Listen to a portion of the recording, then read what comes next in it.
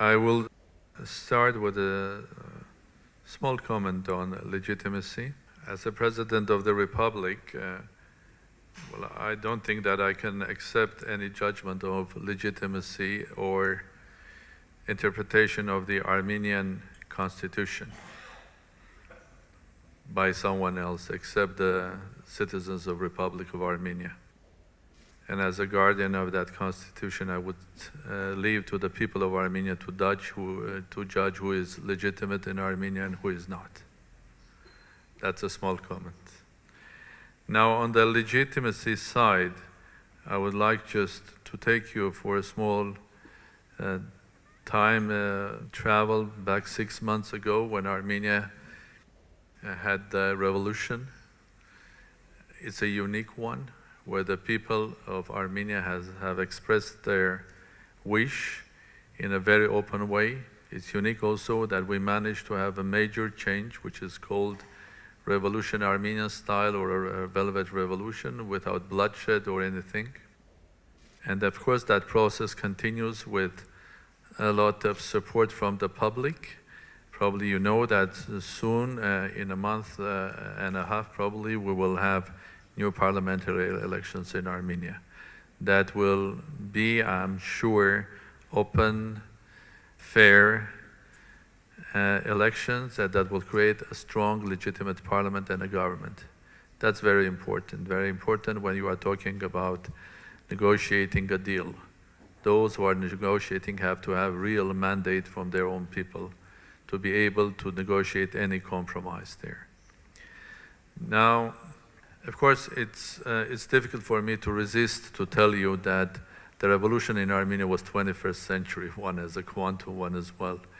It started with a critical mass of unhappiness of people and a couple of young opposition leaders who were the initial energy led by the current prime minister and even Mr. Grigorian, who was one of them. And at the end of the day, this initial high energy particles had created the chain reaction. It was like a chain reaction. That is why it was successful, but a chain reaction in a positive way. Now, I do agree that it's very important to use the language of peace.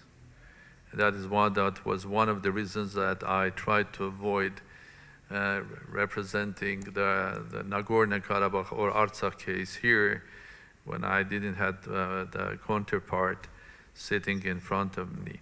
But it's not only the language of peace is important, I think what is also important is acting for peace.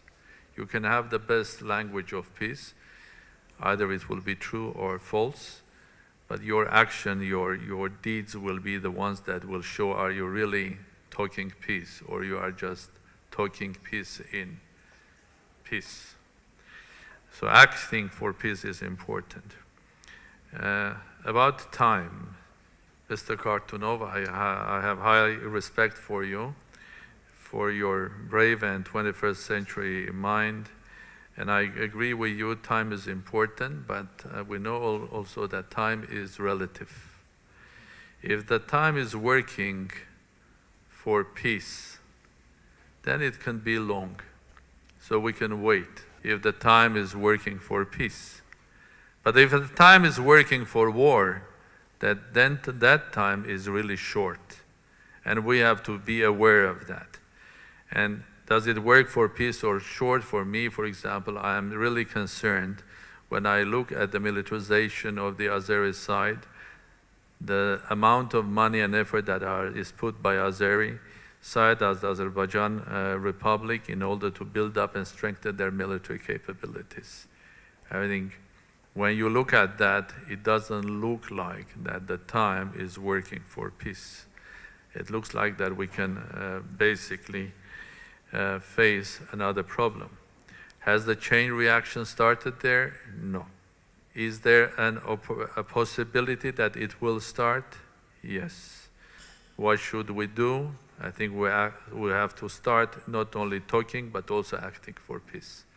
And the time is right, at least from the Armenian side. As I told previously, Armenia has and will have soon even more legitimate government and leaders that will be able to negotiate a peace with Azerbaijan. And here, in this framework, I would like to remind also that we can refer to history when Armenia is an old nation, thousands of years. We just celebrated the 2,800th anniversary of our capital city.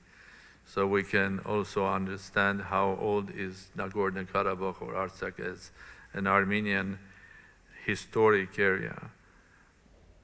But it's not about history. It's not about even current history. It's not about also about magic that one day you wake up and you have a piece of land given to you and then you start believing that it's yours like in a fairy tale. But it's all about the will of people. And at the end of the day, the will of people is the one thing that matters. And from that point of view, and that people of Nagorno-Karabakh or Artsakh have spoken, and I think we have to listen to them carefully.